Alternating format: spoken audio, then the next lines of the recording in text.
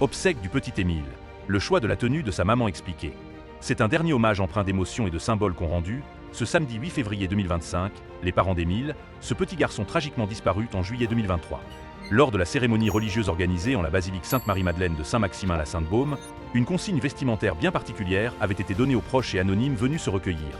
Aucune couleur sombre ne serait tolérée. Une messe ouverte au public sous haute sécurité. Sous une sécurité renforcée, la cérémonie religieuse a débuté à 10h.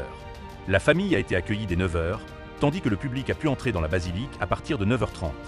Un registre de condoléances avait été mis à disposition et les fleurs apportées par les anonymes étaient les bienvenues.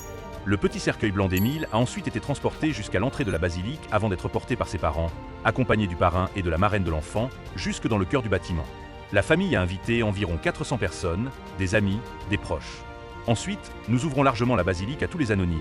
Toutes ces personnes qui ont accompagné la famille depuis presque 2 ans dans ce drame si douloureux, et nous espérons peut-être avoir 1000 personnes qui seront présentes, a déclaré le père Florian Racine, recteur de Sainte-Marie-Madeleine. Une cérémonie en couleur pour célébrer la vie d'Émile. Alors que l'on associe souvent le noir aux funérailles, la famille du petit garçon a souhaité un tout autre ton pour cette journée d'adieu. Sa mère, Marie-Soleil, est ainsi apparue vêtue d'un manteau clair. En effet, les parents avaient la volonté de ne pas faire de cette cérémonie un moment uniquement empreint de tristesse. La mère d'Émile est venue avec un manteau clair parce que la famille a demandé à ce que ça ne soit pas une cérémonie funèbre, ont expliqué les journalistes de BFM TV en direct de la basilique. Un choix qui, loin d'être anodin, visait à symboliser la lumière, l'amour et la joie d'avoir eu la chance de connaître Émile, malgré son départ bien trop prématuré. Le prêtre du diocèse de Paris, Daniel Duigot, a confirmé cette intention en expliquant que ce geste exprimait avant tout la joie de l'avoir mis au monde. Une manière pour les parents du garçonnet de souligner que, malgré la douleur, leur fils a illuminé leur vie et laissé un souvenir indélébile dans leur cœur.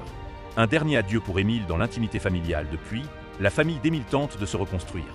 En octobre 2024, ses parents ont accueilli un nouvel enfant, un petit garçon prénommé Vincent. Une source proche de la famille confie à Paris Match, cette naissance a été d'un grand secours pour la famille. Accompagnés de leur nouveau-né et de leur fille aînée, Alaï, Marie et Colombe en Soleil ont assisté aux obsèques de leur fils avec une dignité poignante. Le choix de ne pas porter de noir et d'opter pour des couleurs plus lumineuses montre leur volonté d'honorer la mémoire d'Émile autrement, en célébrant la vie qu'il a eue, même trop courte.